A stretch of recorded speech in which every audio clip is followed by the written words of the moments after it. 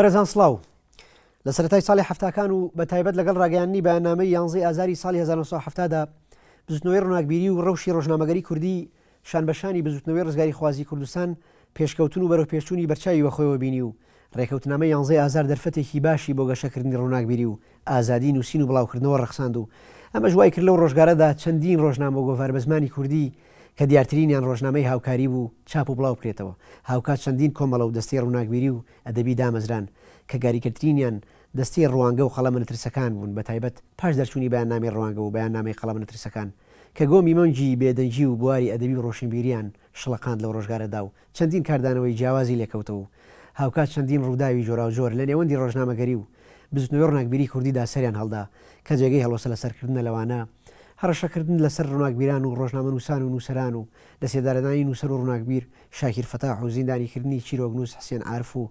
عەبدوڵڵا عەباس و ڕۆڵی ڕۆژنامەی هاوکاری و ململانێ و ناکۆچی بیر و باوەڕی سیاسی نێو ڕووناکبیران و بزوتنەوەی ڕووناکبیری کوردی و بارودۆخی بزوتنەوەی ڕووناکبیری و ڕۆژنامەگەری کوردی لەو خۆناغەدا. بەڕێزان بۆ تەواوکردنی ئەم تەوەرانە لە ئەڵقەی دووەمی دیدارەکەمانە بەردەوامین لەگەڵ زۆر بەڕێز عەبدوڵڵا عەباس سەنووسەری پێشووی ڕۆژنامەی هاوکاری و بریکاری بەڕێوەبەری گشتی دەستگای ڕۆشنبیری و بڵاوکردنەوەی کوردی لە بەغدا. ئێمە ساڵە جەن دووبارە بەخێر بێتەوە بۆ بەرنامەکە. ئێمە لە ئەڵقەی یەکەمی دیدارەکە گەشتنە قۆناغی هەڵایسانی شۆڕشی ئەیلول و دواتر بارودۆخی ئینشیقاق و دابەشبوونی نووسەران و ڕۆژنامە نووسان و ڕووناکبیران بەسەر باڵە جیاوازە سیاسیەکانە. من ئەمەوێ پرسیار بکەم ئەوترێ لەو ڕۆژگارەیە لە ساتە وەختی جیابوونەوەی باڵی مەکتەبی سیاسی لەسەرکردایەتی ئەوترێت کە ڕۆژنامەگەری کوردی ڕۆڵێکی خراپی بینیوە لەو دەمەیە. ئەمەوێ پرسیار لەسەر تەرکیز لەسەر دوو کەس بکەم کە ڕۆڵ و هەڵوێستی ئەوان لەو بارودۆخەیە چۆن بوو، ڕۆڵ هەڵوێستی مامۆستا ڕەفیق چالاک و مامۆستا هەژاری موخوریانی لەو بارودۆخەیە چۆن بوو؟ ئەوەندەی ئێوە لە بیرتان بێ و هەستان پێکرد بێت. من تێنایان مامۆستا ڕەفیق چالاک چۆن ینی لە ساتە وەختی جیابوونەوەی باڵی مەکتەبی سیاسی لە سەرکردایەتی پارتی من بە حقیقەت ینی لە دەرچوونم لە سلێمانی و چوونم بۆ بەغا لەگەڵ مامۆستا ڕەفیق چالاکم نەدیوەتەوەی تر بیستکە چۆتە چیاو لە ڕادیۆی دەنگی کوردستان لەوێ کاریە کرد. بەڵێ بەڵام لە من تیاڵچوونەوەم لەگەڵ مامۆستا ڕەفیق چالاکە لە دوای بەیانی 11 ئازار کە ڕێکەوتنامەی 11 ئازار کە گەڕایەوە بۆ بەغا. شخصێتەکەی ترچێ مامۆستا هەژاری موکریانی مامۆستا هەژاری موکریانی و لە یادداشتەکەمە باسم کردووە، ینی ئەوەندەی پەیوەندی بە منەوە بێ من ئەو شاعرە نایناسم، ینی پەیوەندی مەبەستم ناسی نییە، بەبستمەوەی ڕۆڵی تۆ وەک ڕۆژنامەنووسێک لەو کاتەیە ڕۆڵی ئەو کەساتیانە چی بوو لەو بارودۆخەیە؟ ینی وەکو ڕۆژنامەنووسێک وەکو ڕووناکبیرێک چ ڕۆڵێکیان هەبوو؟ ڕۆڵێکی باشی یا خراپیان هەبوو لە ساتە وەختی؟ ببوورە من دەوری ئەوەی کە دەربارەی مامۆستا هەژارە نووسیمە لە یادداشتەکانمە حەدەسێکی تایبەتی شخصیە، ینی نامشتی شخصیم نایە، من تەرکیز لەسەر ڕۆڵی ئەو اختیاری خۆیان بووە ئەو لە جەناحی پارتی سەرکردایەتی پارتیە لەگەڵیانە بووە و خۆی بە قەرزاری هەڵوێستەکانیان نەزانێت. مامۆستا ڕەفیق چالاکیش ینی هەر بەو شکڵە، ینی دوایی ئێمە کە دوای بەیاننامەی ڕێکەوتنی 11 ئازار کە لە ڕۆژنامەی تەئاخی سەرنووسەری بەشە کوردیەکەی بوو، ئێمە ڕۆژنامە نووسەکانی هاوکاری هەر لەگەڵەوێ لەگەڕیا ئیشمانە کرد، من و جەلالی میرزا کەریم و سەلاح شوان و لە لایەنی ڕێکخراوی حیزبی شەوانێ مامۆستا ڕەفیق چالاک بەرپرسیارمان بوو کە هەردوو باڵی پارتی تێکەڵاوی یەکتری بوونەوە دوای ڕێکەوتنی 11 ئازار. ئێمە ئەو ڕۆشنبیرانی کە لە بەغا بووین لەو شانانی کە دابەشیان کردین بۆ ێشکردن ئێمە بەر مامۆستا ڕەفیق چالاک کەوتین. باشە، ڕۆڵی ڕووناکبیران مامۆستا حسێن عارف و خالید لێر و حەمەی مەلاکریم لە یەکێتی نووسەران چی بوو؟ پێش ڕێکەوتنامەی 11 ئازار کۆمەڵێ لە ڕۆشنبیرانی کورد کە لە بەغا بوون کەوتنە خۆ بۆ دامەزراندنیەکێتی نووسەرانی کورد، کاکە مەمبۆتانی و حسین عارف و خالید لێر، دوایی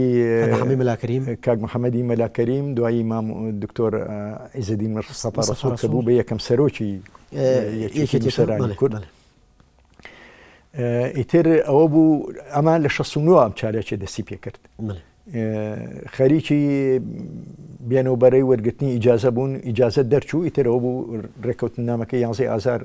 ڕاگەیەنرا یەکەم کۆنگرە لە قای خولد دەبغا بەسرە هەیەی داری تازە پێکات کە هەژار مکریانی بوو بۆ سەرۆکی یەکێتی نووسەران و دەستی نووسەرانی دی پێکات ینی سەرەتا عیزەدی مستەفا ڕەسوڵ تەسیسی هەیە تەسیسەکە دکتۆر عیزەدی مستەفا ڕەسوڵ ئەویش سەرۆکی بوو سەرۆکی بوو دواتر چۆن مامۆستا هەژار مکریانی کرایە دوایی لە کۆنگرا هەڵبژاردن بوو بە هەڵبژاردن ئەو زۆرتری دەنگی هێنا و دوایی کە هەیە ئیداری کە دەرچوو ئەویان هەڵبژار بە سەرۆکی یەکێتی نووسەران ئێمە ئەوسا بۆ مێژوو ینی زۆر چالاک نەبووین لە مەسەلەی یەکێتی نووسەرانی کوردە دەستەی ڕوانگە و نوێخوازەکان وەمانەوە ینی بەو مانایی ئەترافان پێ ناکردین باشە مەبەستی من ئەو نیە ئێوە لەوێ کارتا کردویان ئەوەندەی کە ئێوەکو ڕۆژنامە نووسێ وەکو ڕووناکبیری لەو ڕۆژگارەیە ئەوەندەی کە ئاگاداری بارودۆخی یەکێتی نووسەران بووبن باشە دواتر ئەم یەکێتی نووسەرانە بۆچی حەل بوو دەوترێ یەکێتی نووسەرانی عێراق داوایان لێکردوون کە ئەگەر نەیەنە ناو یەکێتەکەی ئێمەوە ئەبێ حەل بن و کۆتایی بە پرۆژەکەی خۆتان بەس بۆ ڕوونکردنەوەی وەزعەکە ینی وانە وایە واژ نییە یان یەکێتی ئەو ڕەگەزە دەمارگیرانی لە یەکێتی نووسەرانی عێراقا بوون لایەنە سیاسیەکانیان ئیقناع کرد ئێمە هەموو جارێ لە بەغا پێمانەوتن ینی ئەوان هەر مافێکی باشیان نابێ بنەتەوەی کورد پاشەخشیان لێ کرد بە هەر بیانویەکەوە یەکێتی نووسەرانیش بۆ بیانەوە بوو کە یەکێتی نووسەرانی گشتی عێراقیاندانا نەک هەموو هی یەکێتی نووسەرانی تورکمان و کورد و سریانی و هەمووی ببێ بە یەک یەکێتی نووسەرانی عێراق و عێراقی یەکگرتو ئەم بەند و بالۆرەیە بەڵام هەڵوێستی نووسەرانی کورد بە تێگڕایی بە هەموو ئیتیجاه فکریەکانیانەوە ئەوە بوو کە ئەویان بە توندی ڕەفز کرد و هەڵوێستی دکتۆر عیزەدی مستەفا ڕەسوڵ لەو مەسەلە هەڵوێستێکی زۆر جوامێرانی هەبوو لەگەڵ برادرانی دەستەی یەکێتی نووسەرانی ئەو وەختە ینی مەکتەبی ئیعلامی حیزبی بەعسیان ناچار کرد بەوەی کە لە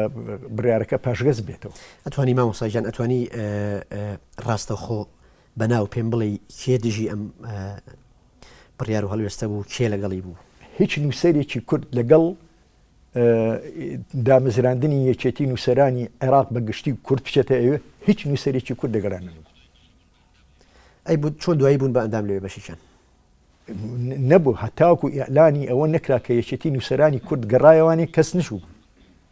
بەڵام ببوورە مامۆستا بەشێک لەوانی کە لە دەستگای کە لە یەکێتی نووسەران بوون بە ئەندام لە یەکێتی نووسەرانی عێراق و لە دەستگای ڕۆشنبیری کوردی ئیشانە کرد ئەوانە بە تایبەت من نەمبیستوم من ئەوسا بەڕێوەبەری نووسینی ڕۆژنامەی هاوکاری بوو و سکرتێری کۆمەڵی ڕۆشنبیری کوردی بووم بەڕێوەبەری نووسینی گوڤارەکەشیان بووم کە شێخستار عەبدولستار تایر شەریف سەرۆکی کۆمەڵە بوو کەسمان نەچووی هیچ نووسەرێکی کورد نەبوو بە ئەندام لە یەکێتی نووسەرانی عێراق ئەوانەی کە ئەندام بوون لە یەکێتی نووسەرانی کورد من ئەمەوێ دائیمە ئەو مۆزوعە بۆ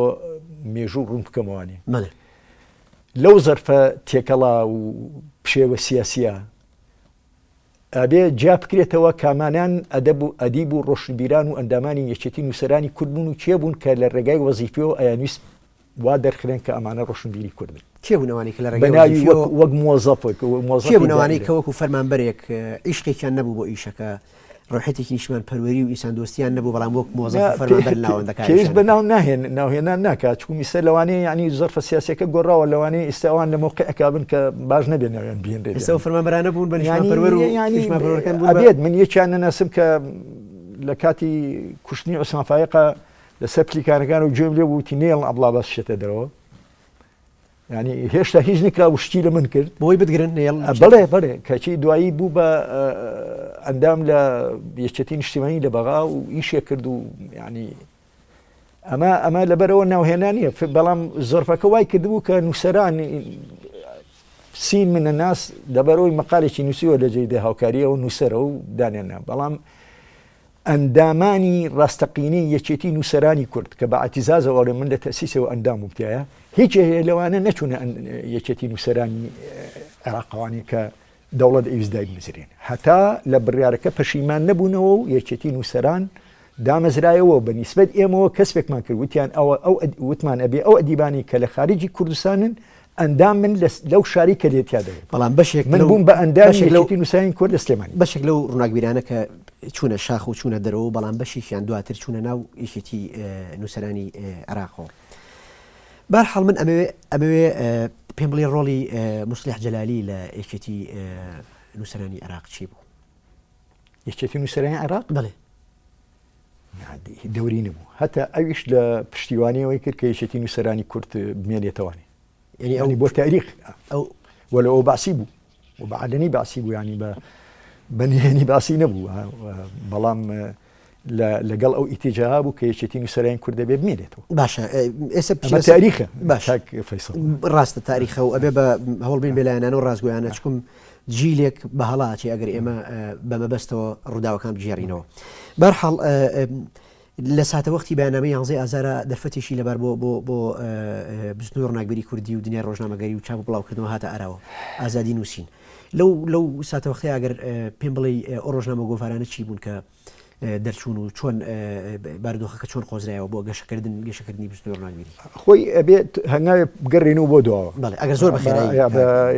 حکوومەتی عێراق لەبەرەوەی باری خۆی چاکات لە منتیقەکە و لە عالەما و لە داخلیشە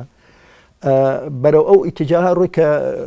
مەسەلەی کورد یەکێکە لەو مەسەلانەی بێت چارەسەری بکات و بۆ ئەوی بتوانێت خۆی ژەگیر بکات لەبەرەوە لە 69 ئەو هەنگاوانەیە یەکەم هەنگاو ئەوە بوو کە بەیان کە بڕیاری دانپیانانی مافە ڕۆشنبیریە نێتەوەیەکانی کوردی دەرکرد ڕۆژنامەی هاوکاری و گۆڤاری بەیان بەری ئەو بەیانن بەڵێ ڕۆژنامەی هاوکاریش یەکەم ڕۆژنامە بوو پێش دەچوونی بەیانی 11 ئازار بەمانشێت نووسی کە لەم بەینا ڕێکەوتنیەک دەرئەچێ بۆ بڕیاردان بۆ مافی چارەنووسی نێتەوەی کورد گۆڤاری بەیان لە کۆتایی 69 دەرچوو ڕۆژنامەی هاوکاری یەکەم ژمارەی نۆی کانونی دووەمی 1970 دەرچوو ینی سێمانێک پێش بەیانی ڕێکەوتنامەکەی 11 ئازار ڕێکەوتنامەکەی 11 ئازار لەو زەرفا استناڵی لەو زەرفا گەورەترین دەستکەوت و سەرکەوتنی بزوتنەوەی ڕزگاری خوازی کوردی لەبەر ئەوە ئیتر هەموو ئیمکانیاتێکی ڕۆشنبیری کوردی تەقیەوە کەوتە چالاکی لە پێشیانەوە ڕۆژنامەی هاوکاری کە 3 مانگ بوو دەرەچوو دوایی گۆڤاری بەیان دوایی دەستگای ڕۆشنبیری و بڵاوکردنەوەی کوردی دامەزرا لە پێشەوە 2 دەستگا بوون بەڕێوەبەرایەتی گشتی ڕۆشنبیری هەبوو لە وەزارەتی ڕۆشنبیری کە دکتۆر ئەحسان فوات بەڕێوەبەری گشتی بوو دوایی دەستگای هاوکاری لە پێشەوە ناوی دەستگای هاوکاری ڕۆژنامەنووسی و بڵاوکردنەوە بوو لەو ململانێ سیاسی کە دوای 75 دروست بوو پێشنیاری ئەو لایەنە کوردیە سیاسانی کە لەگەڵ دەوڵەتا بوون پێشنیار کرا گوایە ململانێ هەیە لە بینی ئەم دوو دائێرا و یەک لەسەر یەکتریە نووسنەوەبانە کردیان دەمجیان کردیان بە دەستگای ڕۆشنبیری و بڵاوکردنەوەی کوردی و کۆڕی زانیاری کوردیان کرد بە پاشکۆر لە کۆڕی زانیاری عێراق لەوە با 11 ئازار تا 74 ئازار زۆر ڕۆژنامە و گۆڤار و حتا ڕێکخراوە مرکزیەکان پاشکۆی گۆڤار و ڕۆژنامی کوردیان دەرەکرد وەکو کاری میلی ئەمەل شعبی زۆر ڕۆژنامەی تر دەرچوو یەکێتی نووسەران دامەزرا بەڵێ ئەمێ ئەو پرسیارە بکەم دەستیەوەردان و تەداخلی حیزبی بەعەس پشتیوانیکردنی حیزبی بەعەس لەم پرۆژە ڕۆناکبیریە کوردیانی ئەو کاتی بەیاننامەی 11 ئازار چی بوو تا دەرچوونی تا دەستپێکردنەوەی شۆڕش 74 توخنی ناکەوتن ینی بۆ تاریخ ینی بە سەربەستی ئەمان نووسی بە سەربەستی چاپکراومان دەرەکرد بەڵام ئەمە ئەم خەسکردنەوەی دەستی وەردانە لە دوای 75ەوە 76ەوە دەستی پێکرد بەڵام هەر لەو بارودۆخەیە ئێمە وێنەی سەدام حوسێنمانە بینی بەسەر بەرگی گۆڤاری بەیانەوە و لەگەڵ مەلا مستەفای بارزانی و لە لاپەڕی یەکەمی هاوکاری و گۆڤاری بەیان بە بودجە و داعمی حیزبی بەعس و حکوومەتی عێراقی دەرئەچوو چۆن تەداخل چۆن ینی هاوکاری ڕۆژنامەیەک بوو لە پێشەوە لە ئەوڵ تەسیسە ساڵی یەکەمی لە دارە جەماهیر دەرەچوو طبعا جەریدەی حکومت بوو ینی بە تەمیلی حکومت دەرەچوو بەبەستم ئەوەیە دەستێوەردانی حیزبی بەعس دوای 74 دەستێوارانەکە یعنی هی بوو دەڵێی سیاسی و ڕۆشنبیری وەزعی خۆمان بوو يعني اي لدوي حفتة وشوار ما وصل دوي حفتة وشوار لا حفتة وشوار دوي حفتة وشوار شتك شيوا لا حفتة وش وانا شو لا حفتة وشوار لا حفتة نعلم كأودو مؤسسان كربية مؤسسات دزجاي روشنبيري بلاك النووي كردي اسمع فايق كان كربة مدير بريوبري قشتي كما مصاد دكتور إحسان فؤاد لمديريتي روشنبيري كردي سرب وزارة درشو عثماني عندنا كدم جان كردن جمال بابان دار التضامن بو دزگای هاوکاری گەڕایەوە بۆ کۆڕی زانیاری هەردوو دائیرەکە ناویانە دەستگای ڕۆشنبیری و بڵاوکردنەوەی کوردی و عوسمافایقیان کرد بە ئەتیبار کوردە و حیزبیشە بۆ بە مدیرعامی لەو بۆ تاریخ ینی هەر لەو فترا کە ئەو مدیرعام بوو بە تەواوی بارەکە ئاڵۆز بوو لە دەستگای ڕۆشنبیری و بڵاوکردنەوەی کوردیە بەو دەرەجەیە ئێمە هەمومان مقاتعی لەوێ بووین مقاتعی نووسینی ڕۆژنامەکانمان کرد چونکە ئوسلوبێکی زۆر خراپی بەکارهێنا و ئەو کوردە بەعسیانی کە لەگەڵیا بوو پشتیوانیی سەیریانە کرد و گومانی لە هەمومانە کرد منجا پەنای بۆ شتێک برد ئەچوو چیرۆک و شعر و ئەمانەی لە ڕۆژنامە عەرەبیەکان دەرئێهێنا و ئەیا بە متەرجیمەکان تەرجومیانە کرد و لە هاوکاری و ئەگەر سەیری ئەو فترەیە بکەی ناوی سەیری تایە کە نەشیان نووسی وەرجێڕان و بڵاوەکرایەوە کە ئەمە كردن أمانية مشتركة. باش دواتر تركيز لسر عثمان فايق كاين اسامي او برشاره بكم رولي اواني كلا بارتي جابون او روجنامه نصور ناقبيناني كلا بارتي جابون وبالذات اگر تركيز لسر هاشم عقراوي بكاين رولي اوان شي بو لو ساعه وقتي على مزدور لا دزغاي روشنبيري بلاوكردنوي كردي اوان دوريان نبو روجنامه عراق تاخيب وكدواي غوريان بعراق دوايوي ك رحمتي او عقراوي كتر عزيز أقراوي درشو عراق كان كرد كان كرد بعراق أو دزجاين بود دروس كردنو هيك تأسيسيان بودانان بلام دستيان نبو لا دزجاي روشنبيري وبلاوكردنەوەی کوردی لە ڕۆژنامەی هاوکاریە باش يعني اوان مؤسسەیەکی سربەخۆی خۆیانە باش مامۆستا عەبدوڵڵا عەباس لە دوای 76 لە دوای ساتە وەختی 76 بە حیزبی بوون بە بەعسی بوون لە ناو مؤسسە ڕۆناکبیری و سەقافیەکانی ئەو کاتا بۆ کوردەکان چۆن بوو ینی چۆن کەسێک ئەکرایە سەرنووسەری ڕۆژنامەیەک سەرنووسەری گۆڤارێک سەرپەرشتیاری مؤسسە و دەستەیەشی ڕووناکبیری ئەگەر بەعسی نەبوایە ئەگەر لە پشتەوە دەستی حیزبی بەعسی لە پشتەوە نەبوایە چۆن ئێوە لەو بارودۆ خڕزگار من بۆ تاریخ پێ دەڵێم و لە یادداشتەکانمان نووسیمەوە من یەکێکم لەو نووسەرانە و ڕۆژنامە نووسانەی نهێنیم نییە هەرچێ هەموو حیاتی خۆم کردو بە سێ جوزئی موزەکەرات و نووسیمە ئەوانەی کە ناویان لە موزەکەراتەکانی منە هاتووە زوربەیان ماوە بۆ ئەوەی ئەگەر من ئەوەی وتومە ڕاستنیە شایەتی لەسەر من لە هەموو عمرمە هیچ جهەتێکی سیاسی ئیلحاحی لێ نەکردم بە بەعسی دوو جار نەبێ هەردوو جارەکە شکستی هێنا جارێکیان مۆستا جەلالی مەسئول ئەمنیەکەی دائیرەکەی ناردە سەرم بە شێوەیەکی غێر مباشر یعنی بەڵام خۆم دەرکم کرد کە مووسڵی ناوزیتی جاری دووەمیش محەممەد سعی سەحاف تۆ پێشتر وتی مووسڵی جەلالی ڕۆڵی خراپی نەبوو لەو ناوەندا ئێستا داوای لێ کردوم آخر نه یعنی کاکە تۆ پرسیارەکەی دەربارەی یەکێتی نووسەرانی کورد کرد ناوەندی ڕووناکبیری بە عام ینی ئێمە تەرکیزمان لەبرا لە یەکێتی نووسەرانی کوردە کە خرایە سەر ئیتحادی و دەبا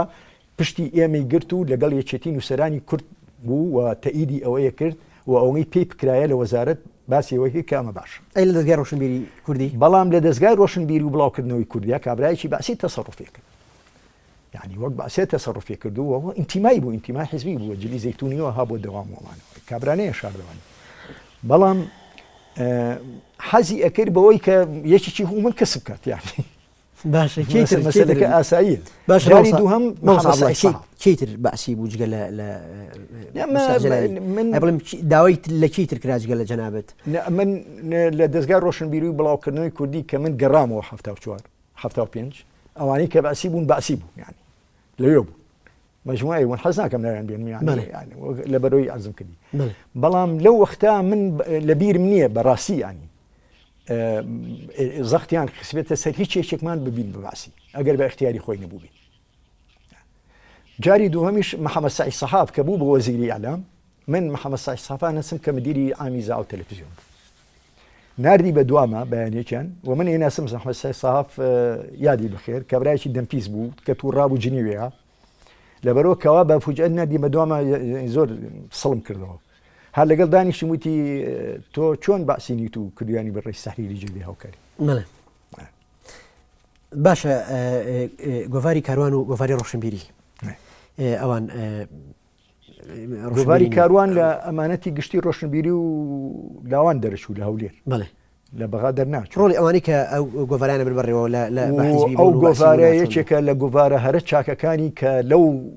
ڕۆژگارە ناسکا خزمەتی گەورەی ئەدەب و ڕۆشنبیری کوردی کردووە. لاپەڕەکانی کردبووانێ بۆ هەموو قەڵەمەکان و ئەوەش ئەگەڕێتەوە بۆ هەڵوێستی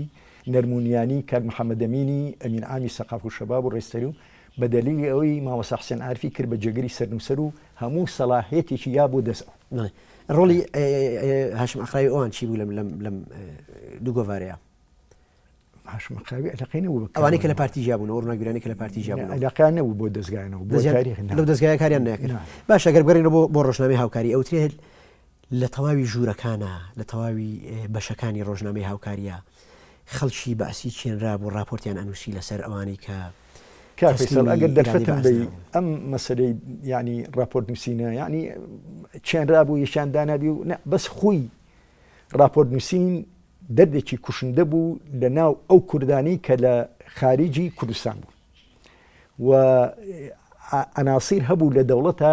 تەغزیەکردن و تەژیعەکردن و من لە ڕۆژنامەی هاوکاریە یەکێک لە هەرە مشکلە گەورەکانم ئەو راپۆرت نووسانە بوو. یعنی یەکێکیان دانابوو بە تایبەتی هەموو ڕۆژێک کە هاوکاری بوو بە ڕۆژانە راپۆرتی چێنووسی بۆ شعبێسی حتا ئەگەر غەڵەتی مەتبعیشی تیا بووایە بۆ تاریخ ئەیجەرمانێ و شاهێدەکانی دەستەی نووسەرانی هاوکاری ماون. شەوێکیان سەعات 1:30 شەو تەلەفۆنیان بۆ کردن وتیان وەزیری ئەعلام تۆ ئەوێت ئەوسا وەزیری ئەعلام دکتۆر هومام عەبدولخالق بوو. حتا خێزانەکەم وەمانە داچیشوان زۆر ترسانیان چکم لە وەختا نەنێراوە بەدووان بەس ینی کەس نهاتوو بە تەلەفۆن پێیان وتم کە چووم وەزیر دانیشت بوو حەمید سەعید وەکیلی وەزیر لە تەنیشتی و دانیشت بوو. راپۆرتێ ئەوسا لە مستەڵەحی ئەمن و ڕسمیاتی دەوڵەتە بە هەرێمی کوردستانیانەوە عمق یعنی ئەو راپۆرتانی کە لێرەوە هات لە کوردستانەوە ئەیان و راپۆرتێکە لە عمقەوە هاتووە. وتی کاکە ئەم راپۆرتە هاتووە لە عمق ئێوە تەشوی خیتابەکەی سەدام حوسێنتان کردووە لە لاپەڕەیەکە جەریدەکەی پیشاندەم من نیوەجانمون تەواش بەڵام کە سەیرم کرد بە دەرچی ئیشی سەحافیۆمانە زانیم غەڵەت نییە خۆی پیتێک دەرنەچووە. زۆر باشە ئەمێ ئەو پرسیارە بکەم هەشتاکان ئەو دەستگایانە چی لێ هات دوای هەشتاکان ئەو دەستگایانە چیان بەسەر هات بەڵام پشوویەک وەرەگرین و دواتر وەڵامی پرسیارەکەم بەڕێزان پشوویەک و پاشتر ئەگەڕێنەوە بۆلاتەن.